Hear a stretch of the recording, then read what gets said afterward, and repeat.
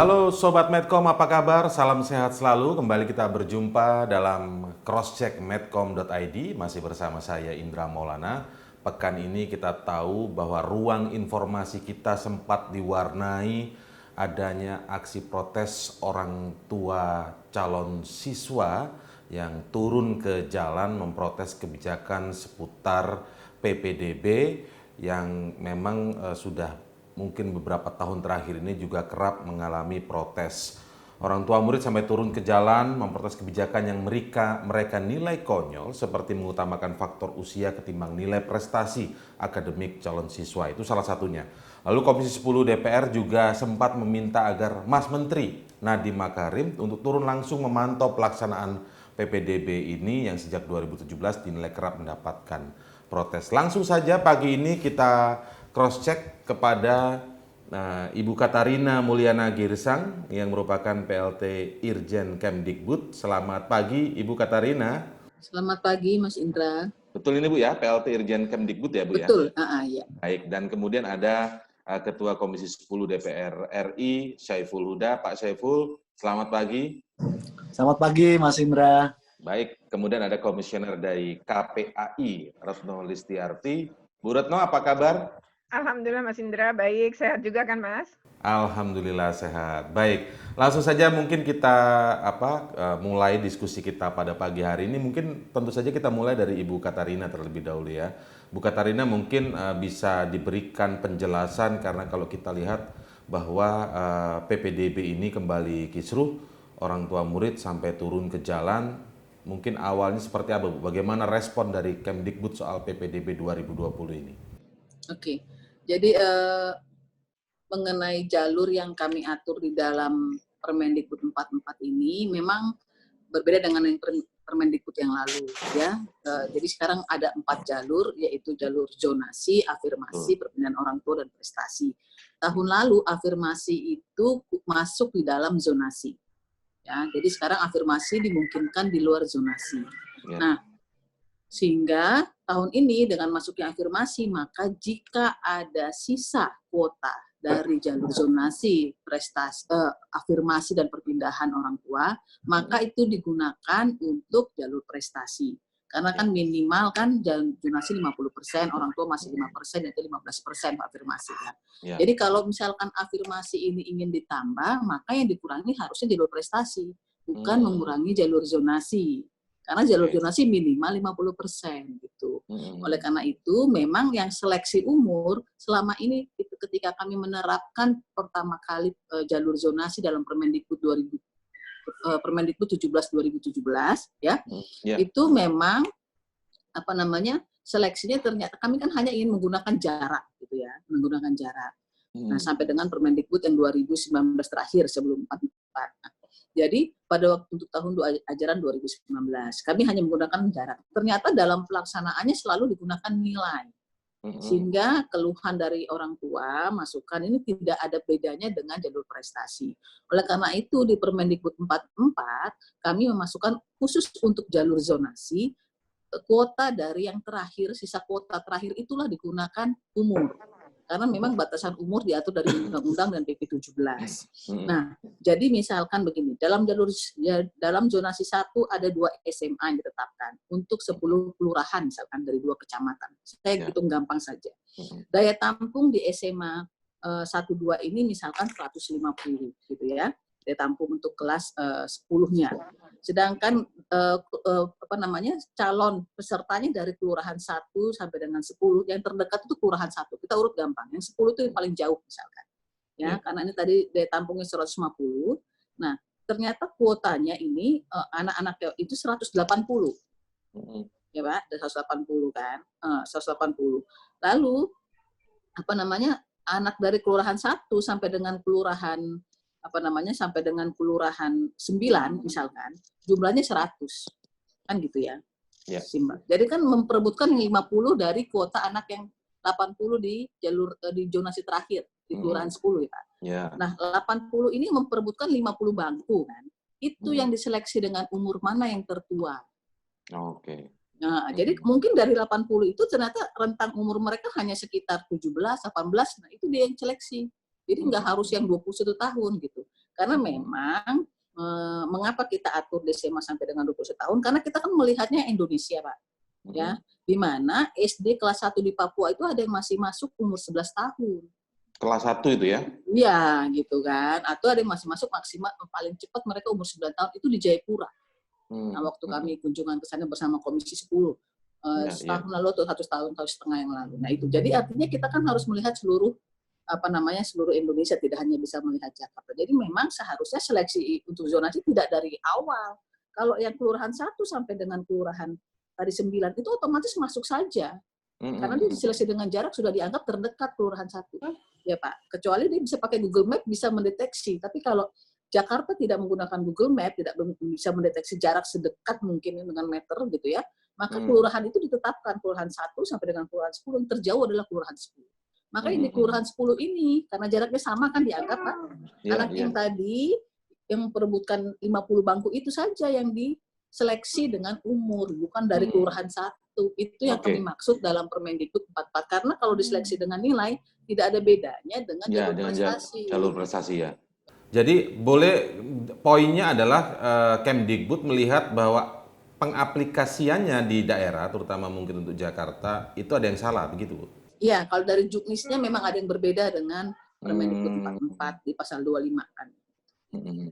Tapi secara umum misalnya Bu Retno kira-kira melihat ini tetap ada sesuatu yang kurang pas, ataukah memang ini justru hanya penerapannya saja yang salah di DKI? Iya, karena sebenarnya gini ya, kalau KPAI kan posisinya dari awal adalah mendukung zonasi, karena kami melihat bahwa ini kebijakan pemerintah justru yang sangat positif di mana pendidikan tidak dijadikan pasar bebas. Tapi bagaimana negara mengatur, mengelola ini sehingga semua kaya, miskin, pintar, tidak pintar itu bisa melakukan akses terhadap pendidikan. Bagi kami ini justru negara memang harus hadir pada posisi ini sehingga hak atas pendidikan itu betul-betul dijamin oleh pasal 31 tadi gitu. Jadi ini memang fungsi negara. Atas dasar itu kami memang mendukung. Nah, karena kondisi Jakarta itu justru selama ini lebih mengutamakan nilai memang dibanding kemudian menggunakan yang sekarang. Nah, yang sekarang ini untuk pertama kalinya mereka tidak memprioritaskan nilai pada setiap jalur gitu. Nah, dari satu sisi itu sebenarnya kami apresiasi juga gitu bahwa setelah 4 tahun pelaksanaan mereka akhirnya mau menerapkan yang tidak berbasis nilai. Artinya yang semula anak-anak keluarga tidak mampu sering tersingkir, kali ini mereka mendapatkan tempat gitu. Nah, tetapi kan perlu diingat kalau kemudian akhirnya usia yang pertama, nah akhirnya memang lebih banyak keluarga yang tidak mampu yang tertampung. Nah, sekarang itu kan punya potensi mereka yang kemudian dari keluarga yang mungkin bisa terkategori kaya, tetapi kemudian masuknya lebih muda.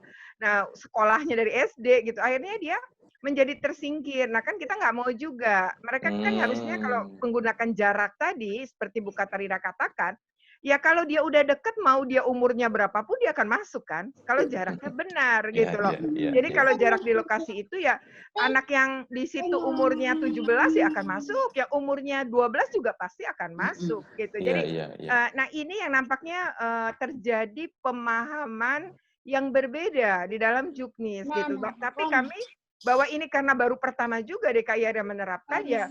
Kalau saya sih tidak mau bahwa ini terus-menerus kita menyerang dalam arti kata menyalahkan. Tetapi bahwa ini sebenarnya mau memaklumi berarti ini karena baru pertama diterapkan. Memaklumi mencari jalan keluar ya. Misalnya saya dengan Bu Katarina sudah berkontak gitu ya terkait dengan misalnya ada anak di wilayah Cipinang Muara jumlahnya 24 sekolah tapi dia nggak bisa diterima di 24-nya karena umur. Lalu ada jalan keluar sebenarnya Mas Indra. Misalnya bagaimana di 24 sekolah menambah jumlah kursi. Bisa misalnya menambah jumlah kursi 2 sampai 4 agar kalau 2 sampai 4 dikalikan 24, tadi kan jumlahnya bisa lumayan menampung yang tersisa pada usia yang muda. Itu sih sebenarnya solusi. Jadi kalau kita terus menyalahkan tapi tidak ngasih solusi mungkin kita keliru gitu ya. Tapi sebenarnya kami juga sudah coba mikirin gimana hak-hak anak ini tetap terjamin tapi bahwa negara hadir atas zonasi kan jadi jangan disalahkan karena akhirnya mengenai kebijakan nasional yang sudah bagus gitu ya, gara-gara misalnya penerapan yang tidak tepat. Ya, kan ini bukan jangan kemudian substansinya kita hilangkan soal bahwa negara hadir untuk menjamin semua hak atas pendidikan, tapi bahwa ketika ada yang keliru, ya mari kita perbaiki dan kita kasih jalan keluar. Itu ya kira-kira Mas Indra.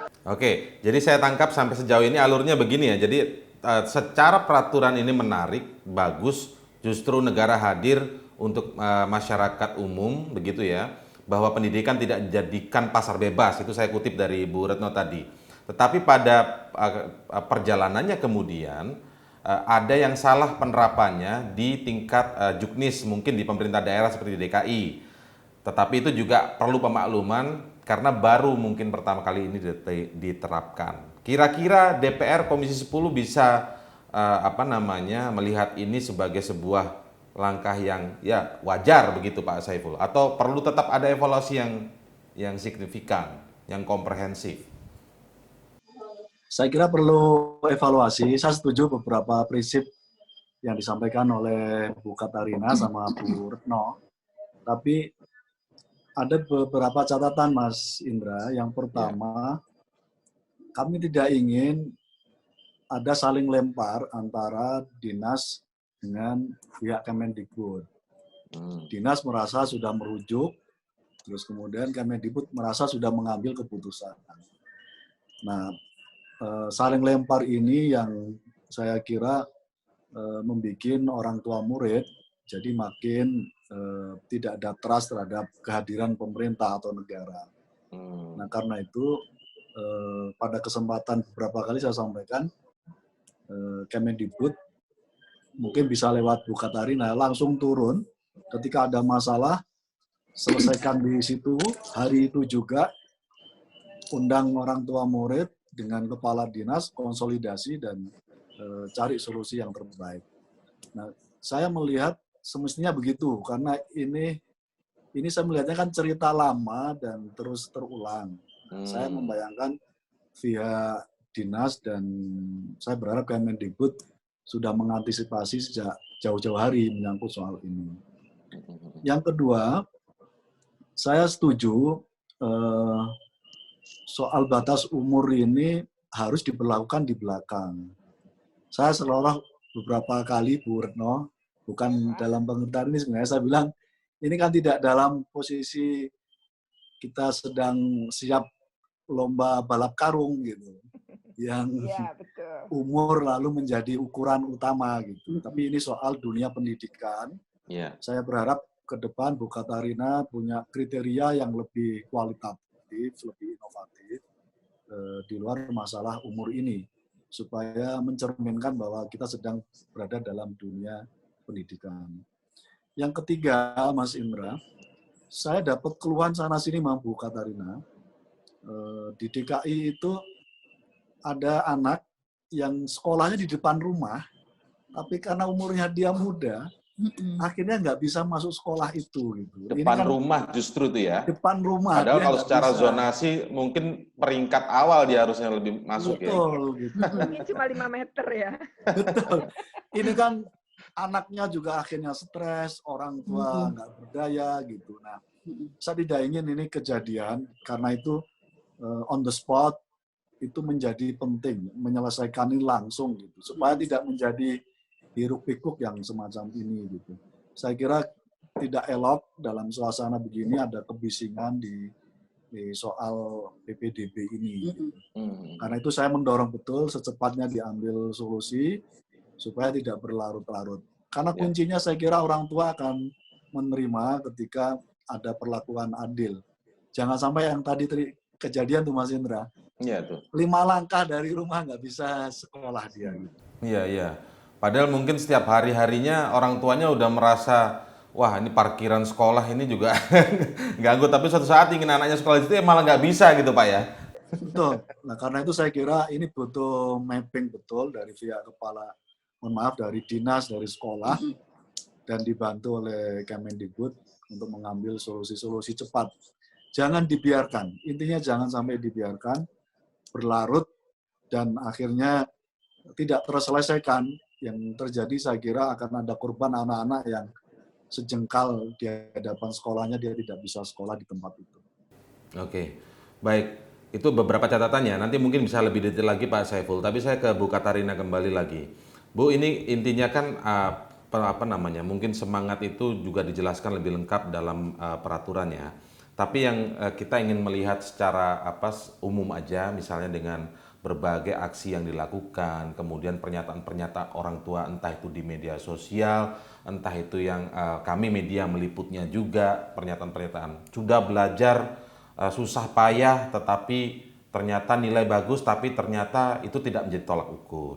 Menjadi kayak seperti, wah sia-sia saya ngoyo belajar gitu, mending nunggu tahun depan aja daftar karena umur lebih tua bisa lebih gampang masuknya gitu kan. Jadi sampai berpikir yang sudah pesimistis seperti itu begitu. Jadi bukan tolak ukurnya bukan belajar lagi, nunggu aja tahun depan karena pasti saya lebih tua, lebih mudah masuknya. Kan itu menjadi tidak bagus juga. Mungkin Bu Katarina bisa secara sederhana juga menjelaskan apa sih mengapa sih faktor usia ini bisa harus masuk menjadi kriteria. Oke lah, taruhlah itu mungkin pelaksanaan sekarang ini harusnya di belakang begitu kan.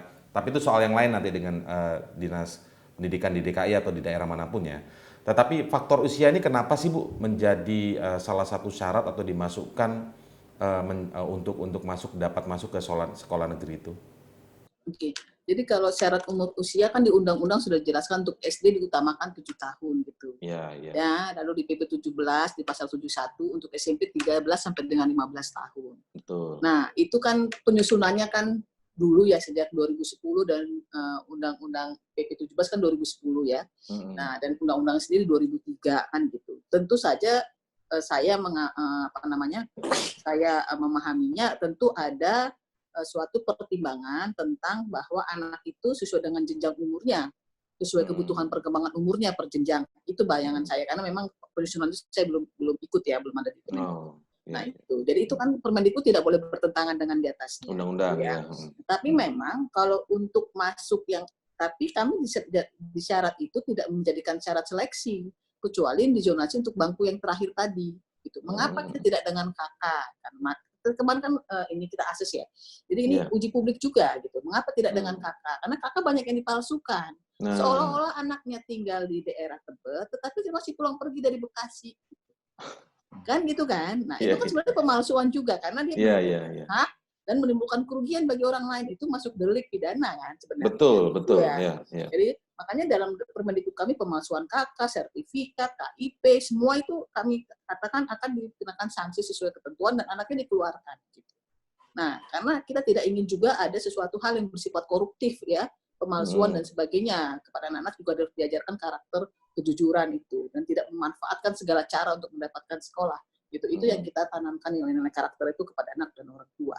Jadi tolak ukur nilai itu yang hanya untuk jalur zonasi dan itu bangku terakhir saja kok sebenarnya. Dan itu sebenarnya nggak problem karena syarat usia ini sudah kita masukkan sejak Permendikbud 17/2017. Problemnya ketika diterapkan di awal oleh DKI gitu. Seperti syarat mutlak gitu ya, syarat awal begitu ya. Okay. Saya baca di Detik juga karena juga termasuk untuk prestasi diseleksi dengan umur. Mudah-mudahan yang di media salah ya, saya juga ingin pastikan gitu ya. Jadi tidak ada untuk jalur seleksi afirmasi semua dengan jarak. Ya, perpindahan orang tua pun dengan jarak jika daya tampung tidak terpenuhi gitu. Ya. Jadi prestasi pun hanya dengan nilai, tidak boleh dengan jarak apalagi usia. Gitu. Karena prestasi itu kan kami mungkinkan dari nilai raport karena UN tidak ada raport, nilai ijazah gitu ya. Plus nilai akademik, plus prestasi non-akademik. Jadi kalau nilai raport dianggap tidak memiliki standar antar sekolah, ditambah saja nilai raport, plus nilai akademik, plus nilai non-akademik. Jadi anak-anak itu memang pintar di segala bidang. Itu yang masuk mungkin dia memiliki bobot nilai terbesar, misalkan gitu kan. Baru nanti itu akan terklaster sendiri. Ternyata yang paling akhir masuk hanya punya nilai non-akademik saja gitu kan. Nah, itu kan lebih mudah daripada diseleksi dengan ditambah lagi seleksi dengan umur. Mudah-mudahan itu tidak benar ya berita itu ya. Jadi jangan sampai yang prestasi ini kan sekarang sudah mulai ya prestasi ya non akademik jangan lagi diseleksi dengan umur gitu karena Permendikbud memang tidak mengatur itu demikian juga. Jadi memang tadi sudah disampaikan Pak Huda saya lapor pada kesempatan ini. Saat ini pun kami izin sebagai pembina teknis berdasarkan PP 12/2017 terhadap pemerintahan provinsi tentang kepatuhan kebijakan daerah dengan NSPK antara Permendikbud. Kami saat ini dimulai Selasa kemarin sampai dengan hari ini tadi pagi jam 8 itu sudah melakukan pertemuan dengan seluruh dinas, jadi tidak hanya DKI. Jadi kami mengambil seluruh juknis provinsi karena alhamdulillah tahun ini semua 34 provinsi membuat juknis. Lalu kami evaluasi, kita katakan juknis Anda terlambat bulan Juni. Kita sudah sosialisasi dari Maret, ya kan? Kapan sosialisasi ke masyarakat? Kalau bulan Juni anak-anak sudah lulus kan seperti itu. Ya. Jadi kita melakukan evaluasi terus-menerus. Ini yang terlambat DKI, Bu? Ada kalau hari ini saya dengan Sumatera Barat ada yang Juni gitu ya. Jadi kami katakan jangan Juni karena anak SMP sudah lulus kemarin kan. Orang tuanya sudah tidak terikat di sekolah lagi, kapan orang sekolah melakukan sosialisasi ke orang tua, saya bilang seperti itu. Jadi itu sudah kami antisipasi sebenarnya dari Maret ya, mungkin karena kondisi Covid ini ya. Ya jadi perhatian atensi agak berbeda gitu. Jadi mungkinnya yang terjadi seperti ini. Jadi kami memang tidak lelah-lelahnya terus berkoordinasi dan mudah-mudahan nanti saran Pak Huda jika dinas distrik mau kami dapat bertemu dengan orang tua jika memang masih dimungkinkan kita mencari solusi terhadap permasalahan khususnya di DKI. Bu Retno, kalau kita lihat mungkin persoalannya apakah karena mungkin ada daerah, mungkin kita tidak hanya ingin ngomong DKI ya, ada daerah yang merasa kesulitan kalau mau menerapkan jalur prestasi, sementara untuk mengurut nilai-nilai biasanya yang berdasarkan UN begitu kan, karena tahun ini mungkin pelaksananya tidak ada UN, maka daripada ribet-ribet, mungkin saja ini ya, daripada ribet-ribet, maka jalur usia atau faktor usia dikedepankan dulu. Sehingga nanti baru disisir mana yang nilainya bagus. Apa itu faktornya kira-kira, Bu Retno? Karena kalau kita lihat pernyataan dari Kepala Dinas Pendidikan DKI Jakarta juga mengatakan bahwa faktor usia ini jauh lebih fair daripada bias ekonomi dan lain sebagainya. Ya, kata dia nggak bisa diintervensi gitu ya bahasanya ya. Nah, sebenarnya sih gini ya, kalau KPAI melihat aturan di Permendikbud, kan Permendikbudnya sendiri sudah muncul pada November 2019, kalau tidak salah ya Bu Katarina ya, saya sudah mempelajari saat itu.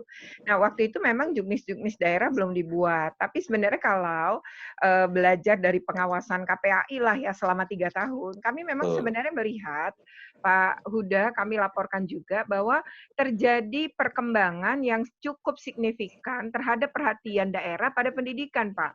Jadi saya melihat bahwa ini satu contoh deh ya, Kota Bekasi, Pak, ketika tahun pertama 2017, mereka kelimpungan karena kekurangan sekolah negeri. Nah, saat mereka kekurangan sekolah negeri, mereka itu dalam 3 tahun bikin 7 SMP negeri baru. Kota Tangerang bahkan 9 SMP negeri baru. Jakarta sebenarnya bikin loh sekolah, yaitu dia SMK bertambah 7 negeri baru. Kalimantan Barat, khususnya Kota Pontianak, menambah 1 SMA negeri baru. Dan di Depok tahun ini ada 1 tambahan sekolah SMA negeri baru.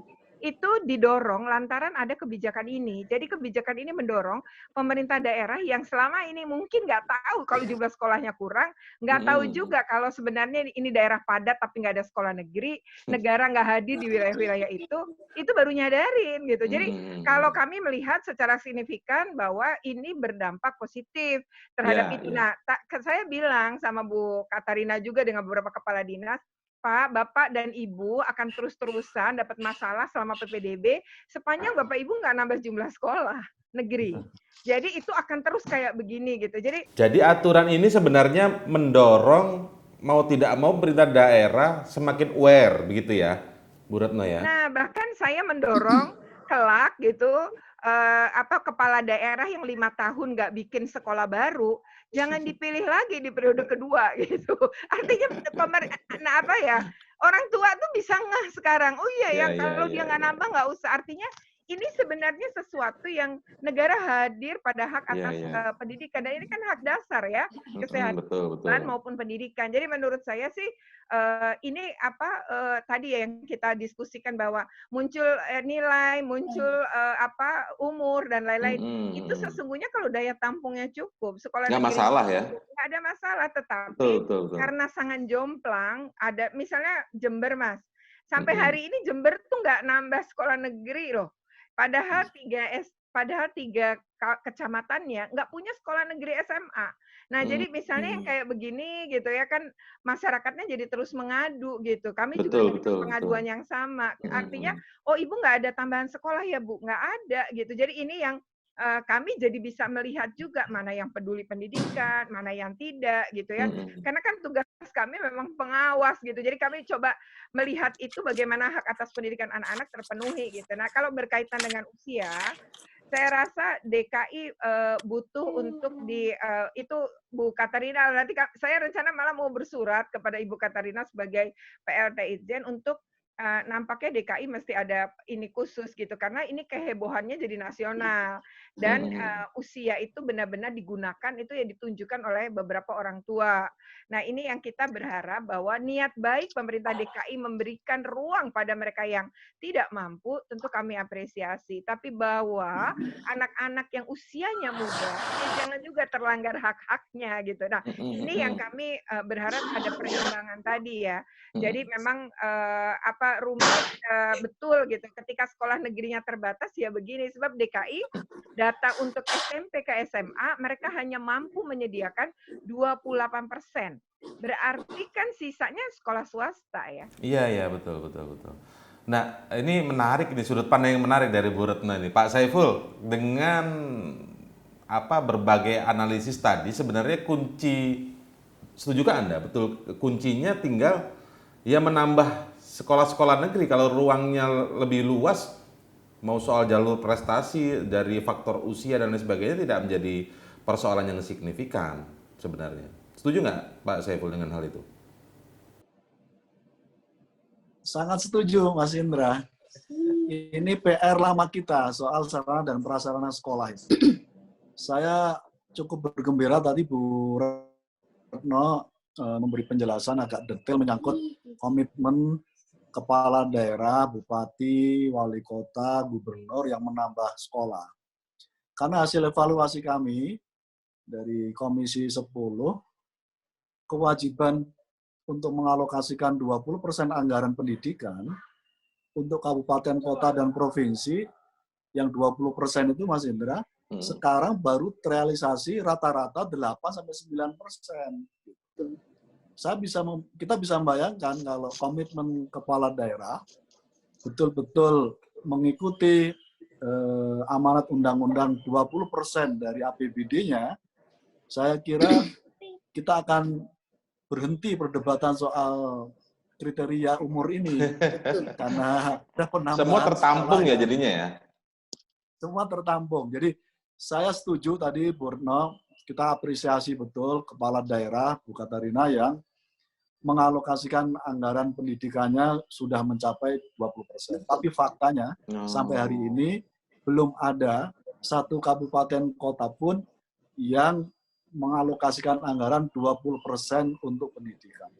Paling tinggi itu ada 14%, itu dialokasikan di Banyuwangi dan beberapa kabupaten yang lain.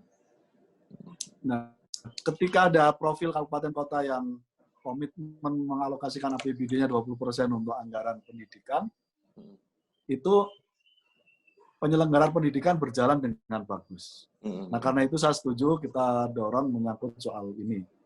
Yang kedua, Mas Indra, Bu Katarina, Bu Retno juga saya bikin catatan penting, termasuk saya minta bantuan juga ke Bu Retno. Oh iya, Pak. Alokasi anggaran 20% APBN yang berjumlah kurang lebih 580 triliun itu hari ini, itu yang berfungsi penuh untuk fungsi pendidikan tidak lebih dari 200 triliun, Mas Indra. Jadi selebihnya hampir 380 triliun menjadi transfer daerah. Termasuk salah satunya adalah dana desa itu diambil dari alokasi dana pendidikan. Wah. Ini harus jadi Jadi 20%-nya bukan 20% total untuk pendidikan dong berarti. No. Bukan.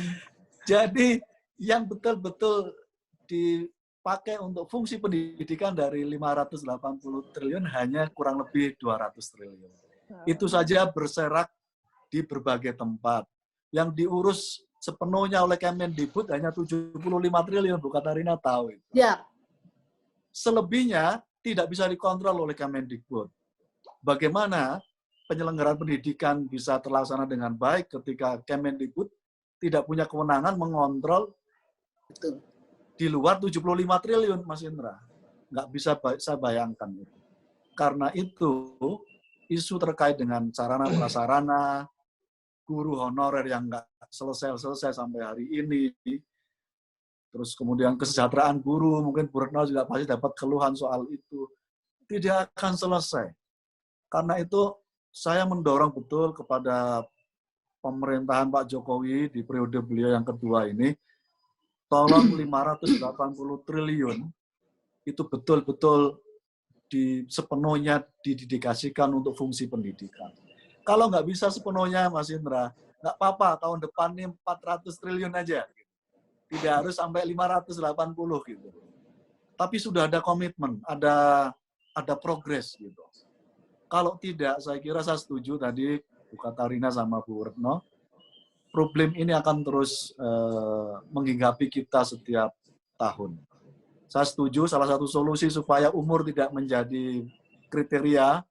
Jadi saya berharap ada kriteria sebelum umur lah gitu, karena kita tidak sedang bersiap lomba balik Balap karung. Saya sebut dengan balap karung tadi itu gitu.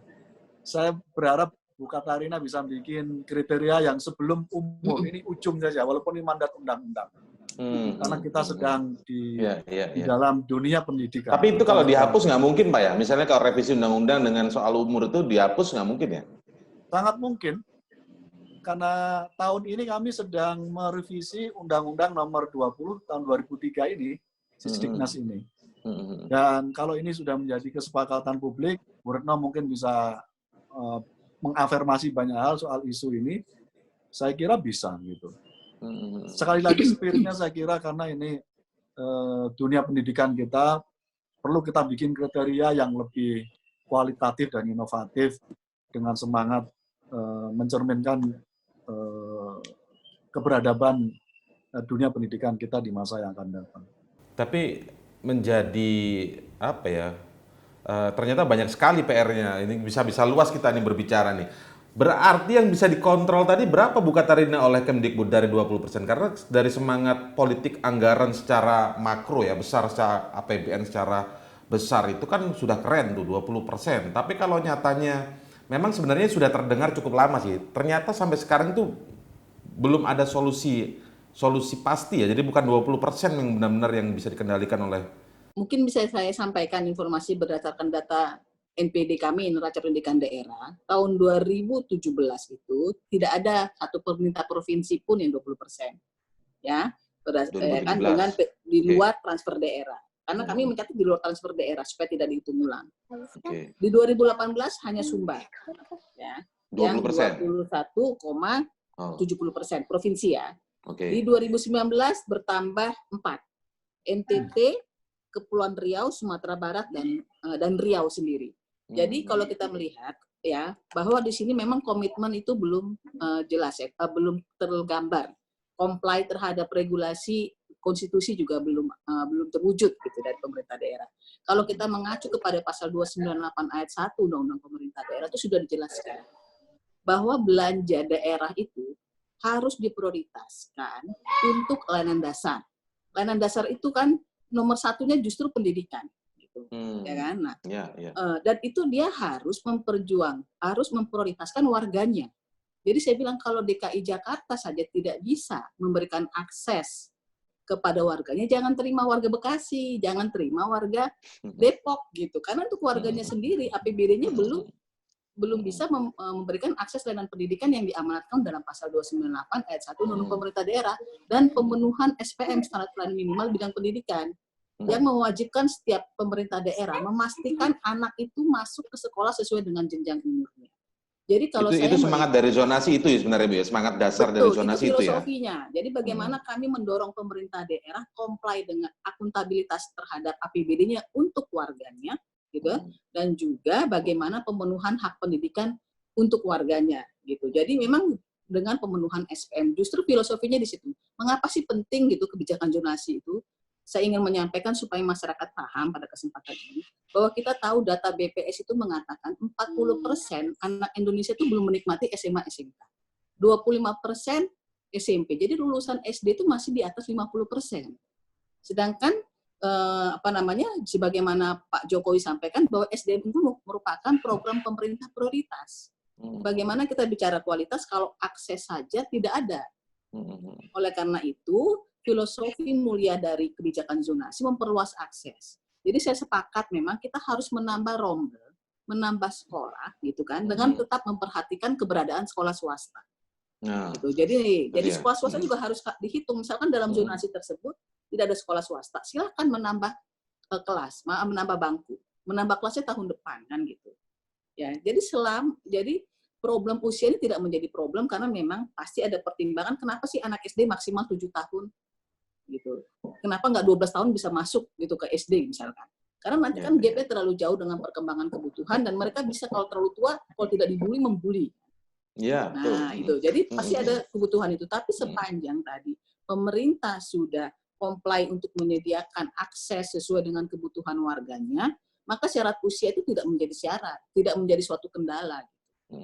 Karena memang di situ disebut diutamakan. Jadi kalau yang diutamakan sudah masuk, gitu kan, maka yang di bawah yang diutamakan itu bisa masuk. Tetapi tadi penuhi dulu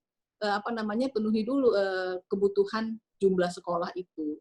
Kalau enggak, kita akan tanpa umur pun akan terus problem di situ. Gitu. Artinya problemnya bahwa kita tidak akan dapat mentargetkan bahwa 10 tahun ke depan tidak ada lagi deh anak Indonesia yang hanya tamat SMP ke bawah. Itu PR kita bersama sebenarnya. Saya selalu katakan kepada dinas bahwa kita di sini punya cita-cita 10 tahun lagi, selama saya masih mengelola tata kelola pendidikan, saya punya cita-cita di wilayah saya tidak ada lagi yang tamatan SMP ke bawah. Minimal mereka SMA, SMK. Oleh karena itu akses itu harus diperluas. Jangan sampai SMA itu hanya ada di ibu kota provinsi. Ini kan sedihnya selama ini gini. Jadi kan SMA semua ada di ibu kota provinsi. Karena semua diseleksi dengan UN kan. Ya salah sendiri nilai Anda jelek gitu kan, nggak masuk gitu kan. Padahal ini hak dasar yang harus disediakan. Nah, oleh karena itu makanya kebijakan UN kita jadi berubah saat ini. Karena kebijakan UN ternyata bisa merampas hak dasar yang dijamin oleh konstitusi. Nah, iya itu terkait dengan itu Bu, menarik nih Bu, kalau boleh dikaitkan dengan UN. Ini kalau sekarang ini kita tidak ada UN, apakah hanya karena memang pandemi atau ke depannya akan dengan pola pikir yang tadi ya, grand design pendidikan kita yang Ibu jelaskan tadi, kalau tetap ada UN maka akan jadi seperti bertolak belakang bukan? Jadi sebenarnya penilaian oleh pemerintah, evaluasi oleh pemerintah itu kan memang diamanatkan di undang-undang. Tapi yang dievaluasi bukan pribadi anaknya. Sehingga kalaupun ada pemetaan atau evaluasi oleh pemerintah, asesmen oleh pemerintah, tidak pada mapel, tapi pada tata kelola pendidikannya. Jadi nanti UN-nya tetap ada, atau penilaian pemerintah tetap ada, cuman kita tidak pada mapel. Bayangkan UN SMP itu kan tidak ada IPS. Ya, bayangkan anak yang dikasih Tuhan bakat di PKN agama gitu. Lalu dia harus bersaing dengan anak yang diberikan di bakat sains dan IPA. Dia kan pasti kalah. Lalu dia nggak bisa masuk SMA dekat rumahnya gitu. Kan ini sebenarnya filosofi yang kami ambil, mengapa UN itu kok bisa ya akhirnya membuat anak-anak yang bakatnya tidak di UN-kan tidak bisa sekolah. Ini kan ketidakadilan gitu. Dan mereka yang UN rata-ratanya nilainya bagus, ya kita bisa katakan 80% ke atas adalah yang bimbel. Yang bimbel ini pasti yang berkecukupan. Ya kan? Akhirnya sekolah negeri kita karena diseleksi hanya dengan UN, hanya dinikmati oleh mereka yang anak-anak yang mampu, anak penguasa, anak pengusaha kan begitu. Ya kan? Nah, tapi Bu Katarina, boleh saya potong dulu sedikit? Ya. Tapi ada juga keluhan begini, memang dasarnya anaknya rajin belajar, pintar. Dia bukan berasal dari anak orang kaya, dia mungkin tidak ikut bimbel, tapi memang dia pandai dan dia pandai. Itu kalau kita sekolah juga pasti punya teman seperti itulah, kurang lebih ya. Seperti itu saya memahami juga melihat seperti itu. Tapi ketika itu tidak menjadi ukuran untuk masuk sekolah negeri, menjadi tidak fair juga. Nah, itu menjadi pertimbangan pemerintah juga tidak? Kira-kira. Jadi saya ingin katakan bahwa dengan kebijakan zonasi kami sejak Permendikbud 2017 itu tidak mengambil ruang anak yang pintar. Mengapa? Karena anak yang berprestasi ini, misalkan Jakarta punya 10 zonasi, Mas. Ya. Anak ini pada zonasi 1, ya kan? Pada zonasi 1, maka dia hanya bisa diseleksi dengan jarak. Kalau anak ini berprestasi, dia bisa memilih semua sekolah terbaik dari zonasi 2 sampai zonasi 10. Jadi haknya tetap kita berikan seluas-luasnya. Cuman hanya pada zonasi dekat rumahnya dia hanya bisa dengan zonasi jarak seleksinya. Sedangkan kalau dia merasa dia pintar, di zonasi 2 sampai dengan zonasi 10, misalkan ada 10 sekolah SMA terbaik, dia bisa pilih semua. Jadi kan ini jadi kebijakan ini tidak mengambil. Artinya nggak menutup kemungkinan untuk mereka-mereka itu kan yang berprestasi nilai baik bahkan ya. yang berprestasi di non akademik gitu. Karena kita ingin membuka ruang seluas-luasnya. Kalau ini kan hanya UN, mereka yang hanya pintar di matematika dan sains. Pasti sampai kapanpun yang bakatnya nggak di situ akan kalah.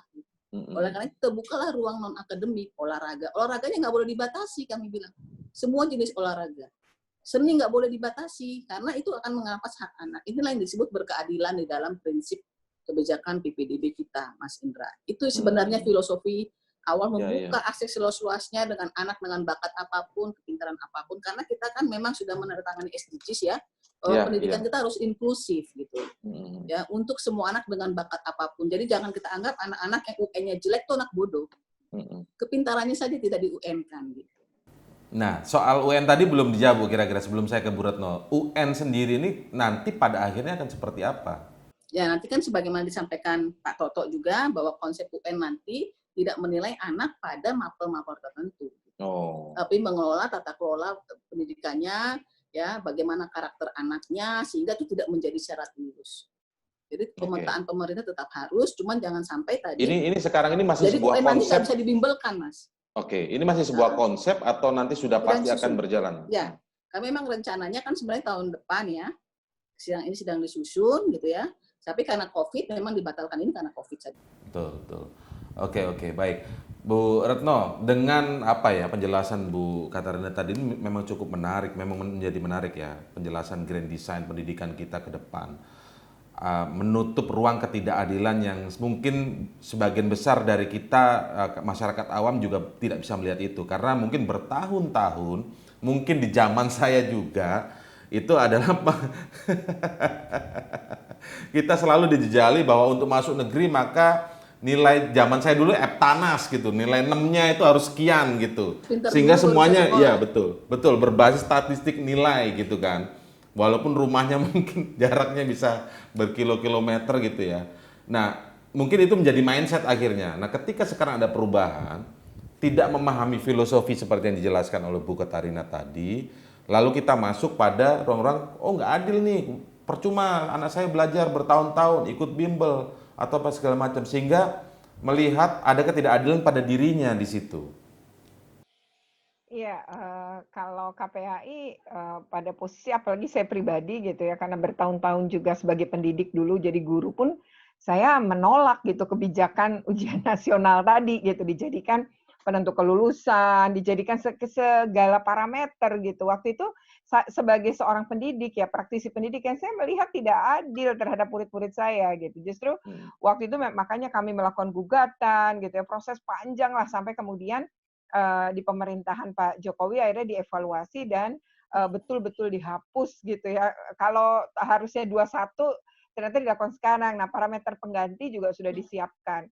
Kalau dari situ sih Mas, tentu kami mengapresiasi karena kami melihat begini, pintar atau tidak pintar, kalau menurut saya kan kecerdasan itu akademik cuma salah satu. Bahwa selama ini sekolah kita itu hanya perhatian pada kecerdasan akademik. Padahal menurut Gartner ada 8 kecerdasan. Kecerdasan akademik itu cuma salah satunya. Nah, sekarang kita abai. Sekolah-sekolah kita itu selama bertahun-tahun abai terhadap kecerdasan yang lain. Jadi anak ini mau dia punya talenta berbicara gitu ya, bisa bawain acara jadi host gitu ya, tapi mungkin dia nggak bisa matematik, kan bukan berarti dia nggak pinter. Dia punya kecerdasan yang lain yang diberikan Tuhan sama dia. Atau misalnya teman saya itu menang lomba ya, dia lomba lari dan lain-lain gitu loh. Tetapi memang kekuatan dia di situ gitu. Kecerdasan atletik lah intinya ya. Tapi coba suruh duduk ngerjain ekonomi gitu ya sama saya, dia nggak bisa gitu dan seringkali pasrah gitu. Tetapi dia menurut saya dia bukan nggak punya kecerdasan, dia kecerdasan yang diberikan Tuhan ke dia itu berbeda. Nah, kita harusnya sekolah jangan pernah berpikir bahwa saya pernah ngajar kok Mas di sekolah yang favorit ya, yang katanya unggul. Saya pernah ngajar di sekolah yang nggak unggul gitu, dan itu kayak berbeda jauh memang perlakuan negara. Jadi akhirnya di sekolah unggul tuh kayak mata air, kalau yang satunya air mata gitu ya. Jadi tidak pernah adil gitu. Kita rusak ininya, rusak itunya, tetapi sekolah sebelah dapat bantuan terus padahal belum rusak gitu misalnya. Nah ini fisik aja gitu ya. Tapi negara jadi gampang banget naro apa bantuan ke sekolah itu karena ke sekolah unggulan itu karena terlihat jelas nanti hasilnya cepat gitu. Nah saya melihat bahwa semakin arahnya ke sebelum kebijakan ini ya, semakin dijadikan penentu dan lain-lain, saya melihat bahwa sekolah unggul ya berisi anak-anak yang secara ekonomi dia mampu. Akhirnya seluruh anggaran negara memang dinikmati oleh kelompok ini gitu. Maksudnya di pendidikan di sekolah unggul tadi. Nah, menurut saya kan ini ada ketidakadilan selama bertahun-tahun. Lalu kalau sekarang disebar, yang dilihat zonanya, buka jaraknya, bukan nilainya, bukan apa tadi apa yang lain-lain lah ya sebagai parameter yang dianggap bahwa tadi soal kecerdasannya berbeda-beda. Nah, kan kita akan menemukan anak-anak dengan kecerdasan bermacam-macam. Dan sekarang sekolah bisa mengoptimalkan semua potensi yang dimiliki anak. Jadi jangan sekolah bagus itu ditentukan berapa tinggi nilainya, nilai akademiknya, tapi bahwa dia berprestasi di semua sisi. Kalau saya lebih melihat itu karena ini justru tumbuh kembang anak akan jauh lebih baik ketika segala potensi dirinya itu bisa tereksplorasi gitu ya, karena selama ini kan tidak. Jadi orang tua juga pikirannya besok nggak boleh basket lagi karena nilai matematika kamu jelek. Jadi les matematika. Padahal murid saya itu cita saya, ya ampun Bu, mau dilesin kayak apa saya juga nggak bisa kali Bu gitu. Dia minta tolong saya agar ngomong sama orang tuanya, tapi Bu basket itu hidup saya, separuh nyawa saya gitu. Saya nggak bisa Bu terpisahkan dari itu. Saya bilang sama ibunya, Bu, ibu pingin anaknya bahagia atau anaknya pintar? Kalau saya pingin dua-duanya, Bu Retno, saya suruh milih, saya bilang, oh bahagia. Nah kalau gitu berikan kebahagiaan. Nah ini yang kadang-kadang orang tua tidak punya ya kesadaran-kesadaran semacam itu. Kalau anak-anak, kalau memang dia itu merasa percaya sama kita, dia akan cerita, Bu minta tolong begini, dia akan cerita bahwa dia kesal gitu. Nah, itu mungkin karena begini Bu Retno, karena orang tuanya juga merupakan produk-produk nilai-nilai akademik itu tadi. Ya kan? Betul. Tidak semua bisa mengerti apa namanya atau mungkin mengetahui apa yang disampaikan atau filosofi pendidikan yang diketahui Bu Retno, bahwa tadinya saya juga mau bertanya, daripada sibuk-sibuk untuk mengatur zonasi kemudian usia, kenapa nggak dikembalikan aja dengan pertarungan nilai. Tapi ternyata setelah dijelaskan Bu Retno bahwa nilai yang dimaksud itu bukan kecerdasan semuanya, itu hanya akademik, bahwa manusia tidak kecerdasan ada banyak, begitu kan Bu ya? Tadi itu ya. Jadi menjadi nggak fair juga begitu kan kalau hanya dijadikan ukuran satu-satunya ya. Iya, karena kecerdasannya tidak di UN kan. Iya. Kecerdasan yang dia miliki yang lain tidak di UN. Iya, ini ketidakadilan oleh biola negara kan sendiri. nggak bisa di UN kan, bisa dipentaskan kan. Masa tidak bisa sekolah jadinya, kan itu kasihan. Iya, ini jadinya nasihat bagi orang tua sebenarnya, ini nggak mengulas PPDB aja nih kita nih. Baik Pak Saiful, sebagai penutup terakhir Pak Saiful, sebagai wakil rakyat, terutama di Komisi 10 yang mengawal tentang pendidikan salah satunya, pesan kepada mereka yang, kan kita tidak bisa salahkan juga kegundahan mereka gitu, mereka yang turun ke jalan, para orang tua, anaknya sudah dikawal dengan baik. Saya sih berharap mereka menyaksikan ini begitu ya, bahwa kecerdasan itu tidak hanya kecerdasan akademik, UN yang ada atau rapot yang ada, kita semua yakin, kita juga mengambil rapot kan kepada untuk anak-anak kita, pasti yang disampaikan ya nilai-nilai akademik itu saja. Nah, bagaimana memberikan pahaman kepada masyarakat bahwa kita ini roadmap kita sedang menuju grand design yang saya yakini mungkin ini menjadi cukup baik sebenarnya untuk dunia pendidikan Indonesia ke depan begitu ya Pak Saiful. Sebagai penutup silakan Pak Saiful. Terima kasih. Intinya untuk KIS di DKI, saya berharap Bu Katarina secepatnya konsolidasi dengan kepala dinas, dengan wali murid, orang-orang tua siswa kita, supaya ini cepat selesai. Dan saya meyakini masih banyak opsi-opsi yang bisa ditawarkan untuk menyelesaikan masalah ini. Yang kedua, pokoknya kita ingin anak yang 5 langkah nyampe ke rumah itu bisa sekolah di tempat itu. Dan itu harus dipastikan oleh Bu Katarina dan teman-teman di Kemendikbud bahwa ada cuklak yang belum sesuai dengan apa yang menjadi kebijakan Kemendikbud sebagai rujukan. Saya kira harus dipastikan itu bahwa umur tidak menjadi kriteria sejak dari awal, tapi dia adalah kriteria di ujung ketika semua hal sudah terlaksana dengan baik, termasuk di dalamnya adalah soal jarak tadi itu. Jadi sekali lagi, pada momen yang baik ini, kita pastikan Bu Katarina bahwa narasi besar Merdeka Belajar yang sedang diusung oleh Mas Nadiem yang cukup bagus, saya kira salah satu yang harus terselesaikan adalah hari ini PPDB harus dengan semangat menuju ke Merdeka Belajar itu. Anak yang 5 langkah menuju sekolah di tempatnya harus dipastikan bisa sekolah di tempat itu. Saya kira itu Mas Indra.